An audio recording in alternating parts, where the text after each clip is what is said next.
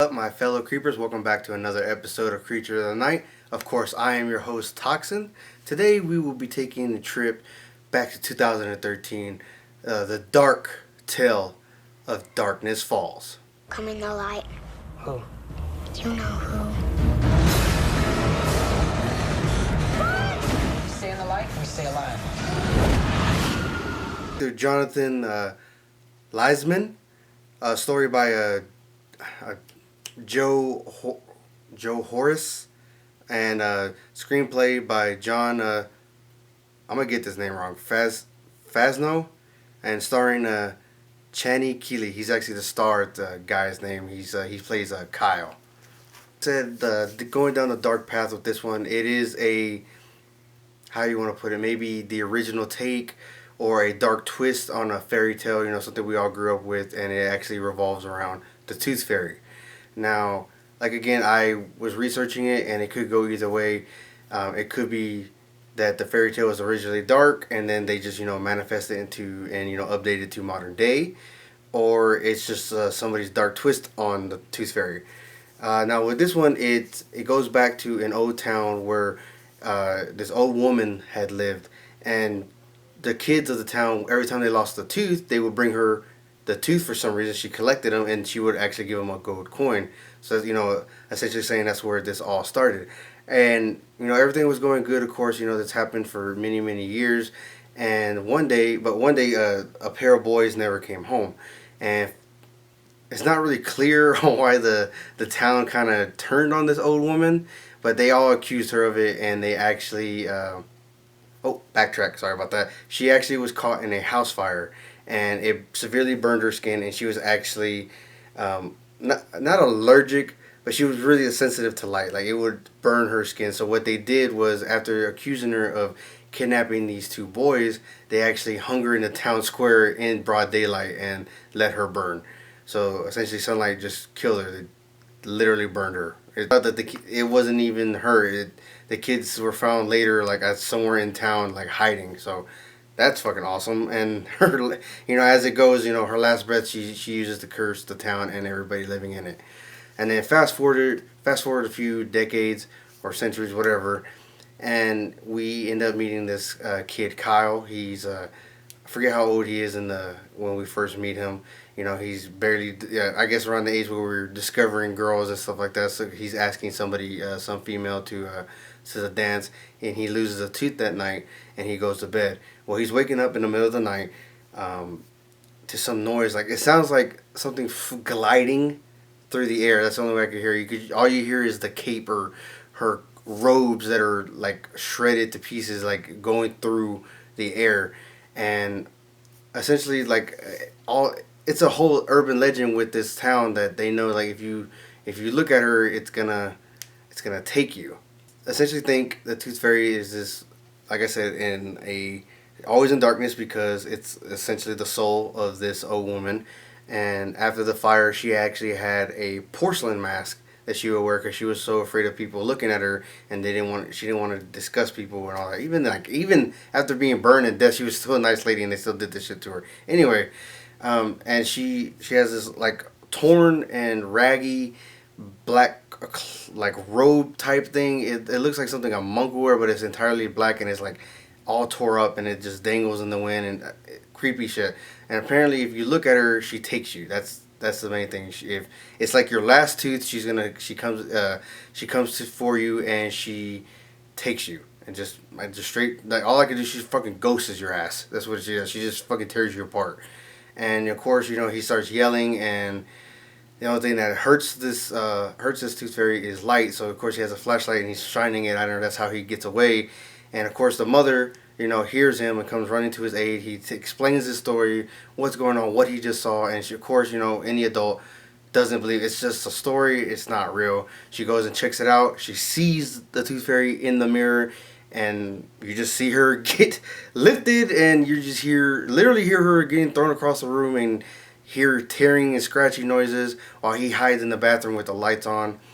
And then it goes dead quiet, and all you hear is her clawing at the wall, going across the wall. The door to the restroom slams open, and of course, since for some reason the light in the bathroom is always like lighter, and for some reason in most homes or in horror, it's the bathroom tile and interior is always white, so it just shines that much brighter. So it's just sitting there waiting until dawn, and afterwards, the cops come and they actually blame the kid for murdering it. Like, I don't know, and they ship him off to an insane asylum. And then he's transferred from foster care to foster care. Years go by. He actually moved to Las Vegas, and he's, makes sense. One of the brightest cities on earth. Why not? And he's on tons of medication. He still has this thought, even though going through psychiatric. I'm sorry, can't even speak right now. Going through all his mental health that he went through. He still lingers on to this whole thought, but he kind of tries to deny it. Like, he eventually gets called back to the town because the girl that he was gonna ask out to that dance, her brother is experiencing the same thing. Like, he's staying up late. He only sleeps for maybe an hour a day. He's, of course, we people who are not owls knows what, or even like working at Amazon or anything like that.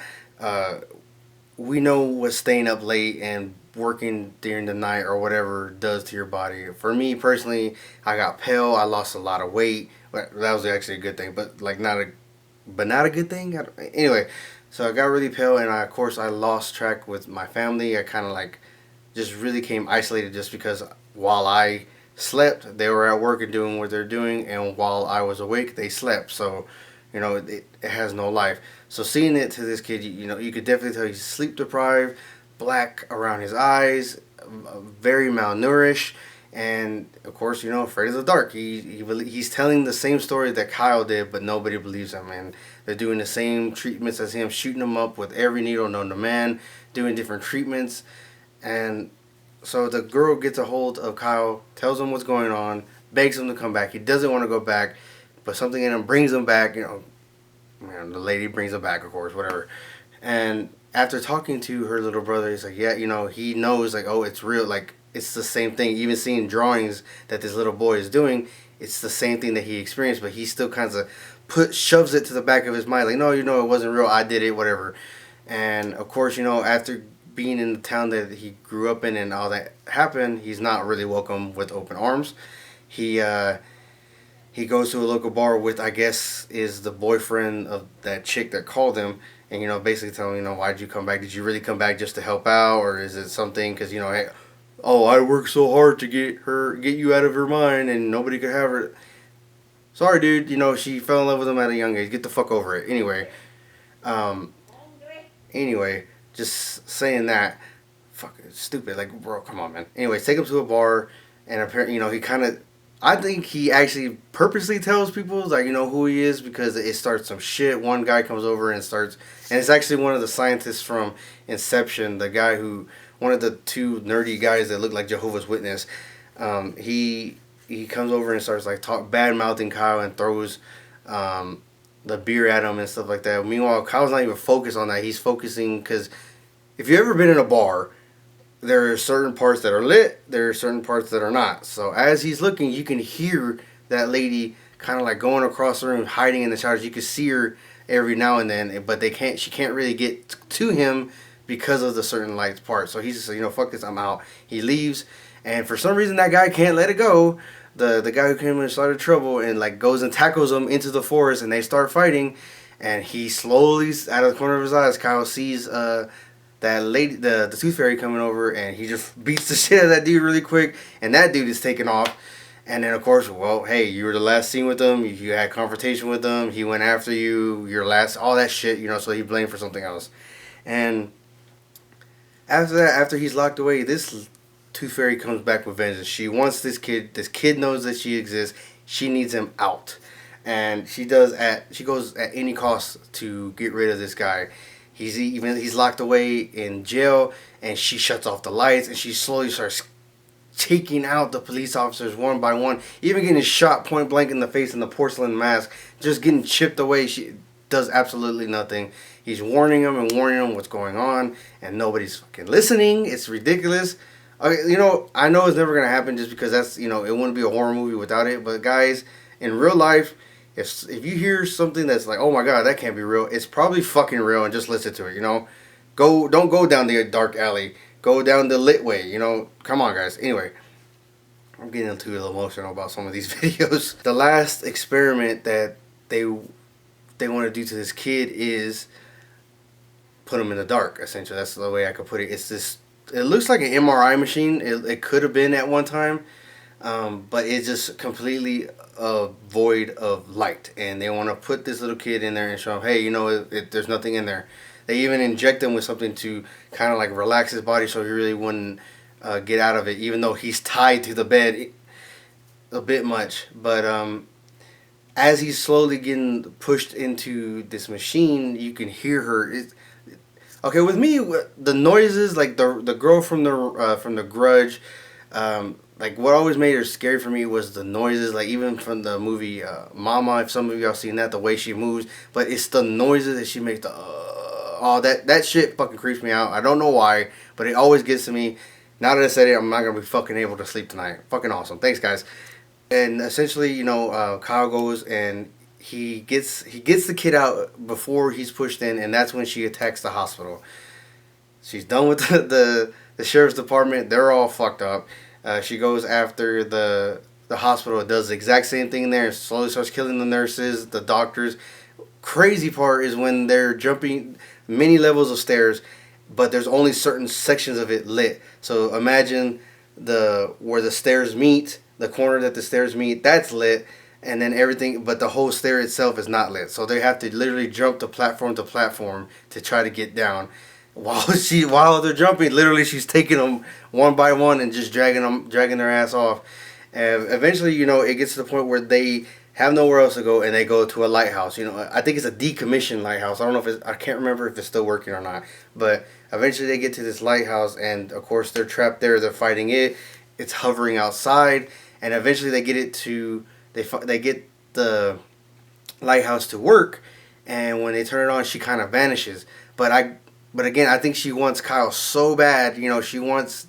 I don't know what it is. She wants this one kid so bad that even she's sitting there taking, you know, as the lighthouse is rotating, she's taking the beams from it like it's nothing. Well, not like it's nothing. She's fucking yelling out in pain, but she's sitting there still hanging on to Kyle when she reappears, like hanging on to Kyle and trying to kill him, like literally trying to gouge his eye out. And there was a scene where he actually gets, I think it's kerosene or gasoline, something on his sleeve. And they end up, while they're hovering, since she's freaking out, like she's tossing them back and forth, they end up breaking the actual light bulb to the lighthouse, and it lights up his arm on fire, and he fucking haymakers her ass and sets her on fire, and that's what eventually kills her. So eventually what made her sensitive to light and disformed her ends up killing her. And then that's it. I mean, I guess they could kind of see and feel that the curse is finally lifted. You know, the children are safe. You know, so we think the last scene, you know, hey, again, I didn't say it at the beginning, but this whole thing is spoiled. If you don't know by now, watching my videos, everything is spoilers, all right? So get used to it. Spoiler, like the last scene is, it shows another kid that he had just lost a tooth. He puts it underneath his bed, underneath his pillow, and the mother leaves. And that's when you start seeing shit on the walls again. I was like, oh, that's fucking great. So it's another Michael Myers and Freddy and all that. Okay, before I get bashed on that, love the classics.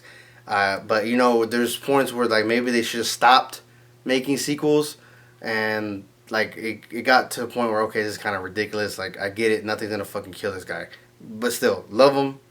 But don't bash me on that.